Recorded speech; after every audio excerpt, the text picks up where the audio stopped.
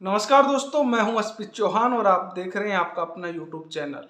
आज बात करेंगे किसका सिलेक्शन किया जाए, यानी फर्स्ट ग्रेड, सेकंड ग्रेड और अध्यापक भर्ती में से हमें किसकी तैयारी करनी चाहिए, क्योंकि अभी भी कैलेंडर जारी होने हैं। अभी वर्तमान में रीट की घोषणा हो चुकी है, अभी जुलाई के अंदर होगी।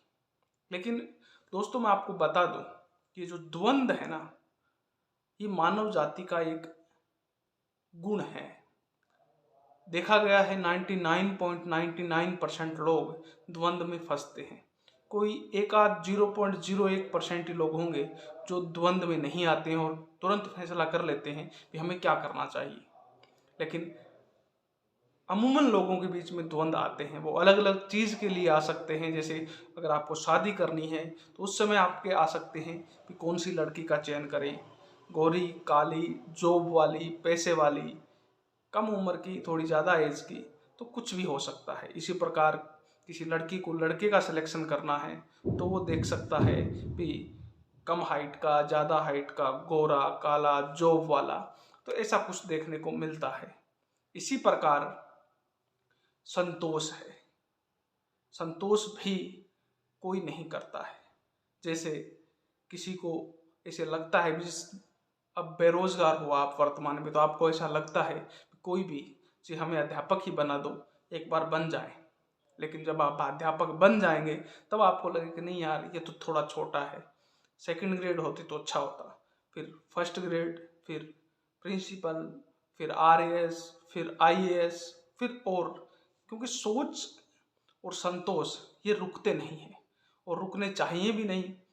और अगर आपको सुखी जीवन चाहिए तो संतोष ही ऐसा मंत्र है जो आपको रोक सकता है। इसी प्रकार जैसे किसी जब आपकी शादी हो जाती है तो ये द्वंद्व खत्म हो जाता है। फिर बच्चे पे बात आती है।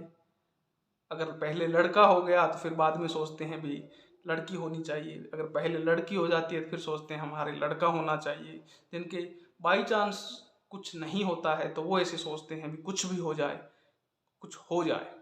तो ये सिचुएशन डिपेंड करती है भी वो आपकी सिचुएशन क्या है। तो ऐसे ही ये जो एग्जाम्पल मैंने दिए हैं ये आपके डेली बेसिस लाइफ के हैं, जो आप इधर उधर या अपने साथ भी आपके साथ ऐसे हुए होंगे। तो द्वंद्व ही ऐसी चीज है, मतलब द्वंद्व तभी खत्म होंगे जब आप किसी चीज का सिलेक्शन कर लेंगे। अब आपके सामने तीन ऑप्शन है, रीट की करके सेकंड ग्रेड या फिर फर्स्ट ग्रेड। आपको सिलेक्शन करना है आपकी सिचुएशन के अकॉर्डिंग भी। आपकी क्वालिफिकेशन क्या है, क्वालिफिकेशन का मतलब ये नहीं भी आपने बीएड बी जो भी, आपके अंदर क्या योग्यता है भी आप उसको हासिल कर सकते हैं। क्योंकि खुद से बंदा कभी झूठ नहीं बोल सकता। आपका आपकी अंतरात्मा क्या कहती है कि आप किसके काबिल हैं। काबिल तो आदमी अगर ठान ले तो किसी के भी हो सकता है, लेकिन आप किसको अचीव आसानी से कर सकते हैं उस चीज को पहले चुनिए। फिर कौन सा रास्ता आपके लिए आसान होगा, जैसे सीटों को देखते हुए भी आपके लिए फर्स्ट ग्रेड आसान लग रहा है आपको, या अध्यापक, या सेकंड ग्रेड। इन चीज़ों का सिलेक्शन आप अपनी, क्योंकि हर एक व्यक्ति की अलग अलग सिचुएशन है, अलग अलग योग्यता है, अलग अलग। क्योंकि कई सोच ऐसे भी कह रहे हैं अभी भी जिनके रीट में अच्छे नंबर थे, वो ऐसे सोच रहे होंगे कि हमें वापस जीरो से शुरू करना है। नहीं दोस्त, अब आप जीरो से शुरू नहीं करेंगे, आप अनुभव से शुरू करेंगे। आपके पास अनुभव है, और जिस व्यक्ति के पास अनुभव होता है ना, वो कुछ भी कर सकता है। जैसे एक महान वो चित्रकार था, और उस चित्रकार ने एक गरीब महिला को एक चित्र बना के ऐसे दिया 10 सेकंड के अंदर, और कहा ये करोड़ों का है। उसे बिलीव नहीं हुआ, लेकिन उसने वास्तव में जाके उसको दिखाया तो उन्होंने कहा हाँ ये उनका है, हाँ बिल्कुल ये 5 करोड़ का है। एक तस्वीर 10 सेकंड में बनी हुई 5 करोड़। वो महिला वापस उसके पास आती है और पूछती है आप ये मेरे को सिखा दीजिए भी, ये 10 सेकंड में 5 करोड़ की तस्वीर आपने कैसे बनाई। तो उन्होंने कहा इस तस्वीर को 5 या 10 सेकंड में बनाने के लिए मेरे को 70 साल लग गए। तो टेक्निक का खेल है। इसी प्रकार एक बार गडकरी साहब का मैं भाषण सुन रहा था तो उन्होंने कहा था अभी सचिन तेंदुलकर से, साहब आपकी हाइट ये है और वो जब फुल हाइट वाले बॉलर बॉल फेंकते हैं तो आप छक्का कैसे लगा देते हैं। तो उन्होंने कहा भी ये गेम है ना क्रिकेट, ये टेक्निक का है। तो वही बात है, आपके पास एक्सपीरियंस है तो आपके पास बहुत कुछ है। तो इसलिए इन सब चीज़ों को देखते हुए अपनी तैयारी को शुरू कीजिए किसी की तरफ भी। अब इसका परिणाम क्या हो सकता है, तो परिणाम तो वही है जिस प्रकार आपने एक लड़की का सिलेक्शन किया और आपने उसके साथ शादी कर ली, अगर जीवन अच्छा चल रहा है तो आप ये महसूस करेंगे कि हमने सही रास्ता चुना।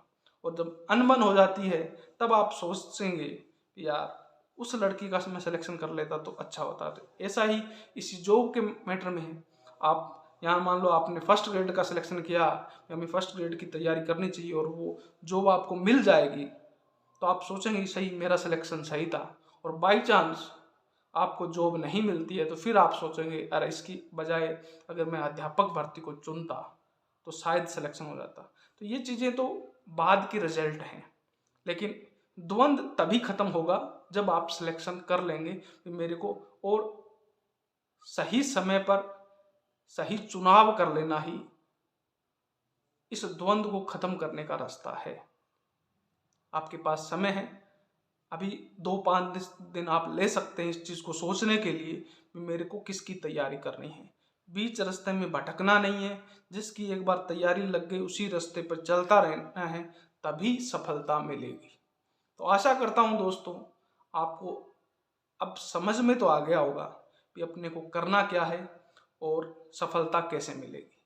मतलब मैं आपको ज्ञानी नहीं बना रहा हूँ, मैं सिर्फ आपके उस कन्फ्यूज़न को दूर करना चाहता हूँ जो आप पिछले 2-4 दिन से कमेंटों के जरिए मेरे से पूछ रहे हैं, साहब किसकी तैयारी मैं करूँ। तो इसका जवाब आपके पास खुद के पास जो है ना, उससे बेटर कोई नहीं बता सकता, क्योंकि आपके मन में क्या चल रहा है, आपकी योग्यता क्या है। और इसके साथ साथ आप इस चीज़ को भी और जोड़ लीजिए भी कौन से रास्ते में सफलता नज़दीक है और किसको मैं आसानी से हासिल कर सकता हूँ। यानी सीटों का बंटवारा आपको लगभग पता चल ही गया है भी अध्यापक भर्ती के अंदर कितनी सीटें आ रही है।